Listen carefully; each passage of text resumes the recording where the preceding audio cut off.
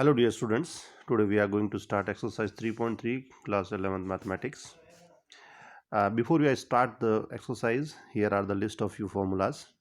These are very important and try to get it thoroughly and strictly आपको अगर ये याद हैं तो आप एक्सरसाइज में कहीं पर भी मात नहीं खाएंगे. ठीक है, तो मैं स्टार्ट करता हूँ पहला कि trigonometric functions of sum and difference of two angles.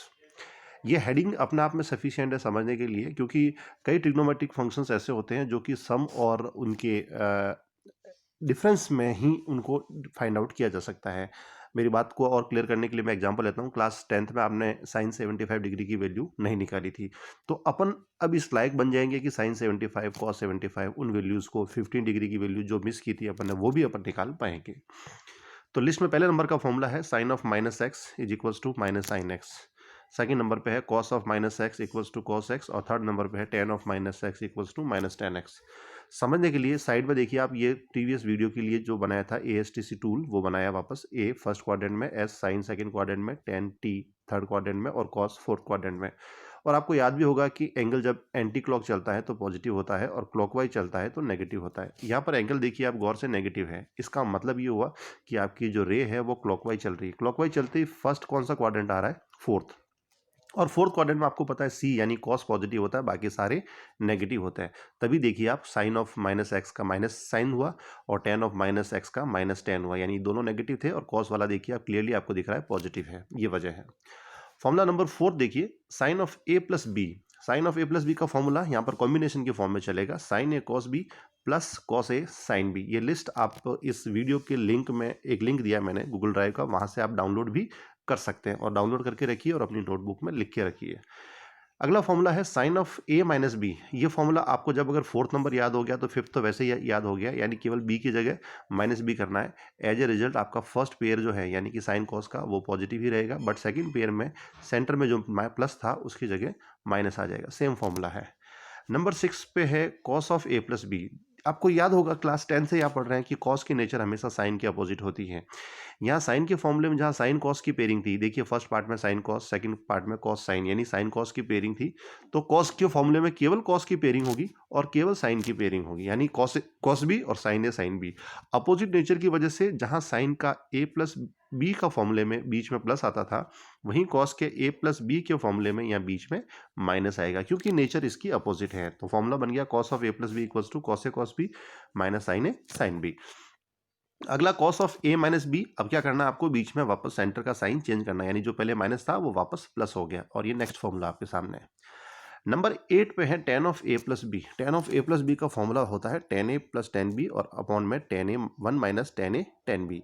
अब आप सोच रहे होंगे कि सर ये लिस्ट कंटिन्यूसली रटें. हालांकि आपको सजेस्ट करूंगा कि इसको एक बार याद कर लें, 2-3 बार आप प्रैक्टिकली काम में लेंगे, क्वेश्चंस में तो याद हो जाएगी. और अदरवाइज अगर आप डिराइव करना चाहें तो देखिए tan of A plus B, tan अपन जानते हैं साइन अपॉन कॉस होता है, तो sine of A plus B की वैल्यू ये पड़ी, cos of A plus B की वैल्यू ये पड़ी. दोनों को डिवाइड करोगे उनकी राइट साइड डिवाइड होगी और राइट साइड की हर एक टर्म को आप टेन में कन्वर्ट करने के लिए साइन के अपॉन में कॉस लिख देना, तो आपको ये फॉर्म अवेलेबल हो जाएगा. अगला कॉट. देखिए कॉट में वापस को आ गया. ये को वर्ड जो होता है ये हमेशा अपोजिट नेचर को इंडिकेट करता है. जहां टेन के फॉर्मूले में देखिए ten a plus ten A minus ten B, यानी ए और बी की जो डिफरेंट पेयरिंग है वो न्यूमरेटर में थी, तो वहीं कॉट में देखिए वो डिनोमिनेटर में, बट नेचर भी अपोजिट है, तो जहां ऊपर माइनस था तो यहाँ डिनोमिनेटर में देखिए प्लस है. और one plus ten a tan B जो डिनोमिनेटर में था वो कॉट के पेयरिंग में न्यूमरेटर में है, यानी cot a cot b minus one. यानी देखिए बिल्कुल अपोजिट है. ये डिनोमिनेटर का सेकेंड पार्ट फर्स्ट में आ रहा है, फर्स्ट पार्ट सेकंड में आ रहा है, सेंटर का जो प्लस था उसकी जगह माइनस आ रहा है. तो cot of A plus B का फॉर्मूला बन गया cot a cot b minus one upon cot b minus cot a.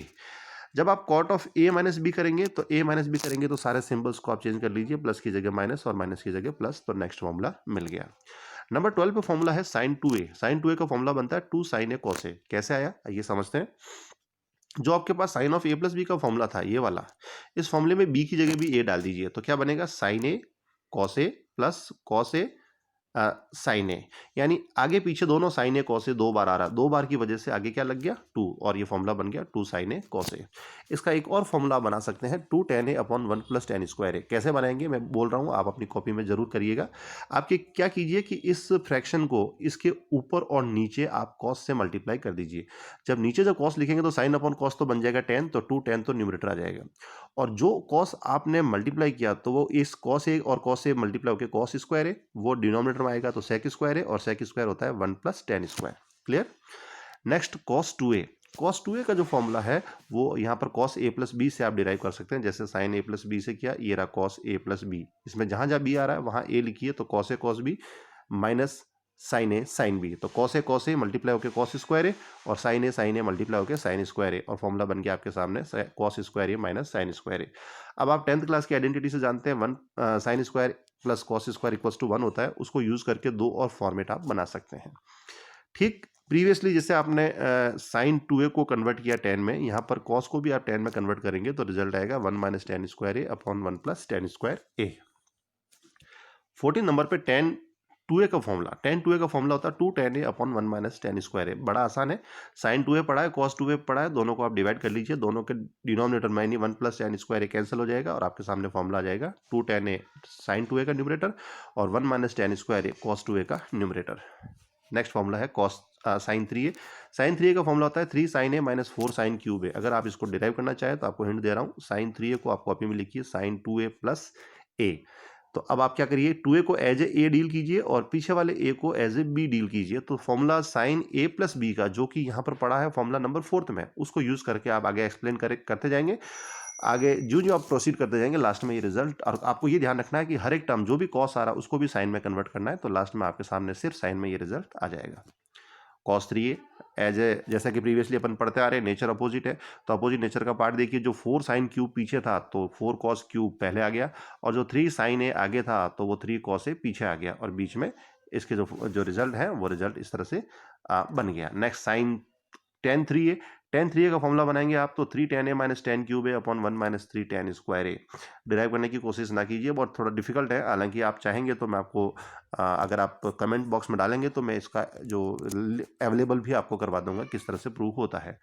Cot 3a का अगेन डिफरेंट नेचर है, तो देखिए 1 और स्क्वायर की टर्म जो डिनोमिनेटर में थी वो आपकी जो टर्म है वो यहाँ पर भी डिनोमिनेटर में है, पर क्या है आगे पीछे का हो रहा है, यानी जो टर्म पीछे थी वो आगे आ गई और जो आगे थी वो पीछे चली गई। 10 से आप कंपेयर करेंगे तो ऐसा आपको दिखेगा।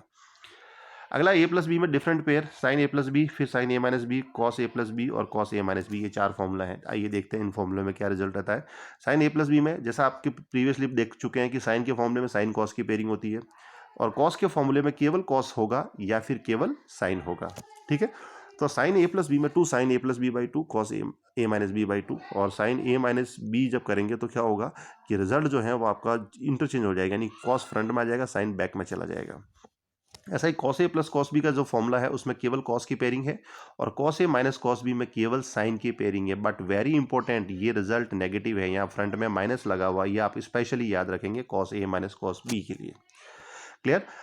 ये फॉर्मूले की पूरी लिस्ट होने के बाद एक्सरसाइज 3.3 का क्वेश्चन नंबर 5 लेते हैं अपन की, find value of sine 75 degree. Class 10th में आपने 75 नहीं निकाला था, पर आज अपन निकालेंगे, तो 75 के दो टुकड़े से 45 प्लस 30 हो सकते हैं, तो ये साइन a प्लस बी की तरह ट्रीट करेंगे आप। साइन a प्लस बी का फॉर्मूला होता है sine a cos b plus cos a sine B.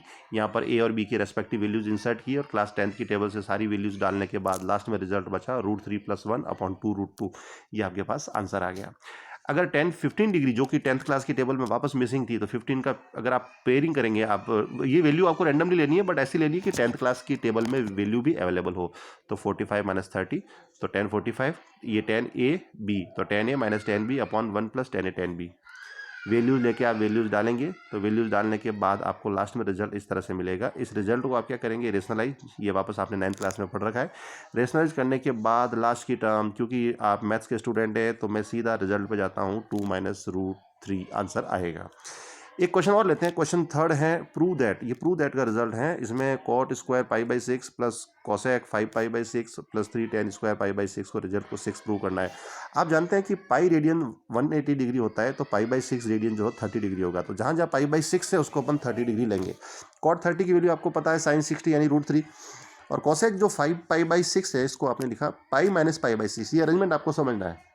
ऐसा करने के बाद ASTC रूल में आप जानते हैं पाई माइनस समथिंग यानी सेकंड क्वाड्रेंट, वहाँ पर क्या होता है पाई यानी 180 नो चेंजर, तो कोसेक का देखिए कोसेक रहा और सेकंड क्वाड्रेंट में कोसेक पॉजिटिव होता है, इसलिए इसका रिजल्ट फ्रंट में प्लस ही रहा। अब आपको कोसेक जो पाई/6 है, वीडियो में कट रहा है थोड़ा सा पार्ट, पाई/6 जो है उसकी वैल्यू 2 होती है, तो आगे का 3, पाई/6 की वैल्यू 2, 3 + 2 5 और +1 यानी कितना आ गया 6।